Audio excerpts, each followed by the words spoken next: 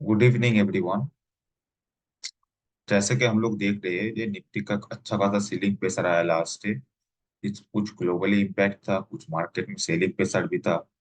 उसकी वजह से थोड़ा बहुत मोमेंटम आया। हाँ, एक चीज है जो बेस कैंडल तो ज्यादा देर के लिए रुक नहीं पाएगा, यहाँ से अचीवमेंट है इसका। फिर भी एक बार अगर मैं हम लोग इसको मार्किंग भी करते थे यहाँ से, इसका एक बार के लिए छोटा मोटा फ्लैट ओपनिंग या बेस फॉर्मेशन जैसा कुछ हो सकता है। बेस भी नहीं होता तो एक कैंडल का इतना स्ट्रेंथ नहीं है जो यहाँ से इतना बड़ा सेलिंग प्रेशर को रोक पाए।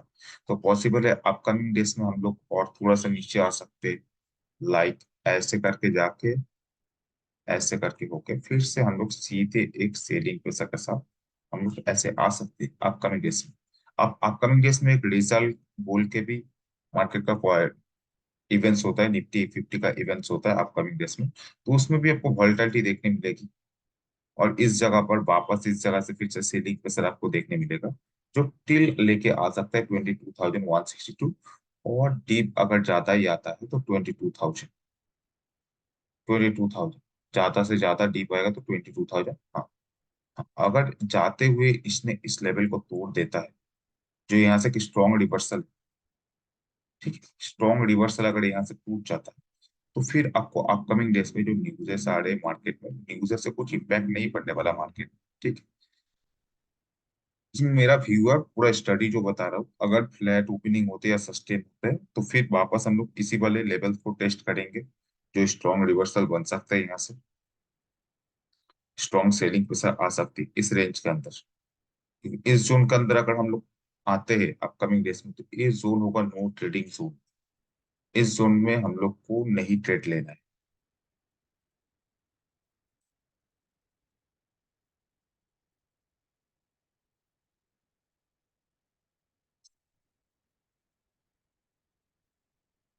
इस जोन के अंदर हम लोग को ट्रेड नहीं लेना है, वेट करेंगे इसके अबव निकल जाए 22,800 के ऊपर, या वेट करेंगे कुछ सेलिंग का सेटअप अगर बन जाता है तो फिर हम लोग सेलिंग करेंगे।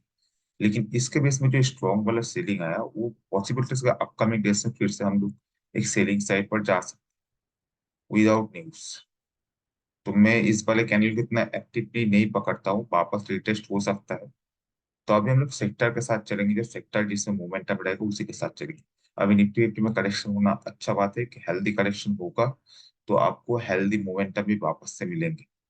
ठीक है, तो अभी मैं इस जोन को, नो ट्रेडिंग जोन के बेसिस पे अगर रिवर्सल भी आता है इस जोन के पास, मैं अपना सारा पोजीशन खाली करके वेट करूंगा कि इसको ब्रेक करे, या इस जगह पर अगर कुछ सेलिंग वाले इम्पैक्ट बनते हैं तो फिर मैं यहाँ से सेल का सोचूंगा और पूरा डीपली तक आऊंगा।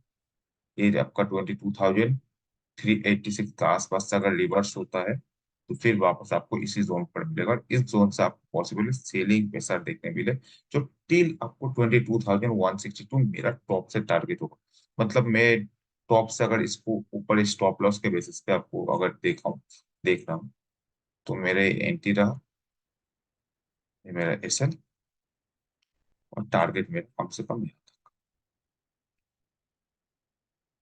रिस्क रिवॉर्ड के अगर में 5x से 6x मिलेगा। अगर एसएल होता है, ऊपर निकल जाता है, तो फिर मैं बुलिश साइड ट्रेड लूंगा खुद के लिए और वेट करूंगा। ओके, ये था कुछ निफ्टी का मेरा भी।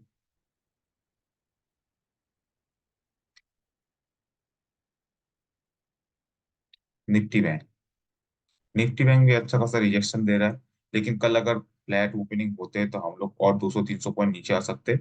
48,248 यहाँ से हम लोग एक शार्पली बाउंस बैक फिर से देखेंगे। हाँ, अब देखना है कि सस्टेन होता है कि नहीं इस प्राइस पर, इस प्राइस के अबव सस्टेन होता है कि नहीं। प्राइस के अबव अगर नहीं सस्टेन होता है, तो फिर कुछ दिक्कत वाला बात हो सकता है आने वाले दिनों में। ठीक है, अबव चाहिए क्लोजिंग, अगर नहीं क्लोजिंग देता है तो फिर हम लोग और डीप देखेंगे, लेकिन पहला टारगेट रहेगा 48,248 इस जगह पर, और नेक्स्ट टारगेट आपका रहेगा 47,000। ठीक है, क्योंकि इसने इस जगह से हाई तोड़ा है तो इसका हाई इसने नहीं ब्रेक करेगा। मैक्स टू मैक्स 47,125 पोटेंशियली हम लोग आ सकते हैं। ठीक है, फाइनेंशियल सर्विस,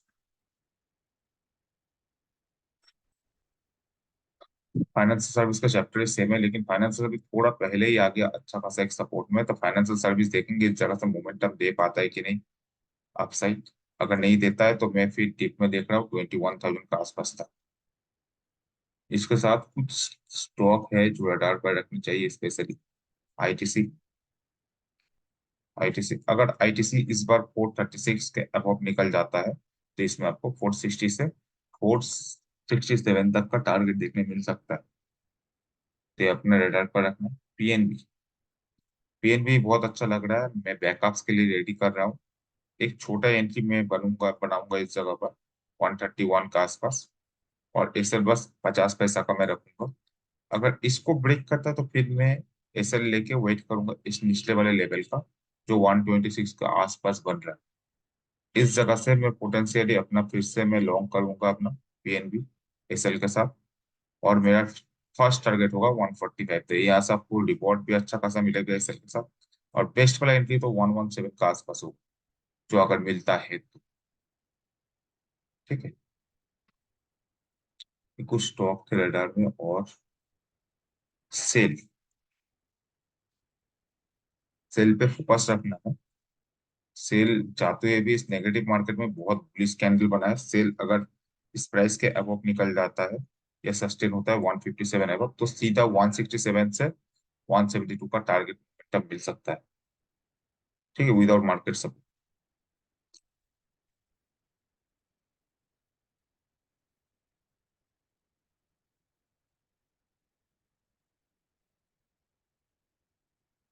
मदरसन जाते हुए भी बहुत अच्छा खासा मूवमेंट दिया 123 तक।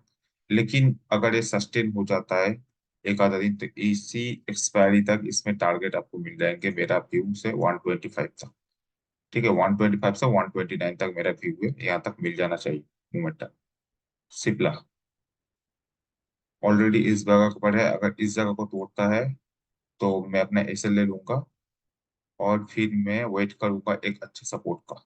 अगर इस लो को नहीं तोड़ता है तो फिर हम लोग मोमेंटम एंजॉय करेंगे। डीएलएफ एक बार के लिए प्रॉफिट। आईएक्स बहुत स्ट्रॉन्ग से सस्टेन कर रहा है। पॉसिबल है एक आधा दिन अगर और सस्टेन कर जाता है तो इसमें 164 से लेके 167 के मोमेंटम मिलेंगे। टाटा कम्युनिकेशन,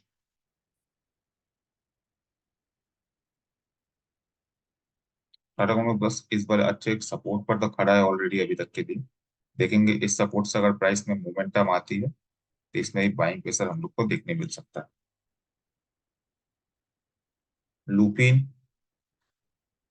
जो फार्मा के अगेंस्ट सस्टेन कर रहा है, अगर एक आधा दिन इसमें भी सस्टेनेबिलिटी रहती है तो इसमें भी बड़े मोमेंटम हम लोग को देखने मिल सकते हैं। एचसीएल टेच बहुत लोअर टू लोअर फॉर्मेशन कर रहा है, 1500 स्ट्रॉन्ग सपोर्ट है, अगर इसको तोड़ता है तो आप लोग एसएल हो जाएगा। अगर नहीं टूटता है तो इसमें भी बड़े मोमेंटम बहुत जल्दी बन सकते हैं। पीएनबी ऑलरेडी मैं का ऑलरेडी उठा चुका हूँ ऑलरेडी यहाँ से, लेकिन सस्टेन नहीं हो पाया तो मैं डीप में अपना मतलब डीप का जो एक्सुकेशन होता है मैं एक्सुकेशन अपना ऐड करके रखा हूँ यहाँ से और यहाँ से 131 और 126 का आसपास। और स्ट्रॉन्ग वाला कैश के लिए 117 से मैं स्ट्रॉन्ग रिवर्सल देख रहा हूँ। पॉसिबिलिटी इसको ब्रेक ना कर पाए। अगर ब्रेक कर पाता है तो फिर थोड़ा सा इम्पैक्ट पड़ सकता है। सी पॉसिबिलिटीज की कल थोड़ा सा डीप है, 134 से भी रिवर्स हो सकता है क्योंकि सेलिंग प्रेशर बहुत कम है इसमें। ठीक है, और स्ट्रॉन्ग वाला बाइंग तो 131 का आसपास है, लेकिन पूरा गार्बेज है। इस कैंडल का थोड़ी देर के लिए मोमेंटम लेके जा सकता है वापस टॉप 137 के आसपास। ठीक है,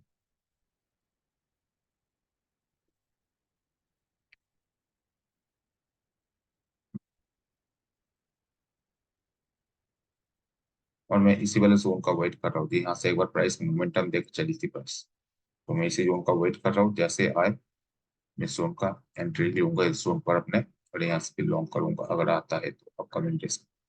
ओके गाइस, मेरा अगर चैनल आप लोग को अच्छा लगता है तो लाइक शेयर और सब्सक्राइब करें। टेलीग्राम ये यूट्यूब के डिस्क्रिप्शन पर टेलीग्राम के लिंक मिल जाएंगे। और बहुत जल्दी हम लोग क्लासेस का नेक्स्ट बैच स्टार्ट करने वाले, स्टार्ट अनाउंस करने वाला हूँ, जो 20 अप्रैल को स्टार्ट होगा। तो जो भी बिगनर्स है जरूर एनरोल करें। Thank you guys, bye.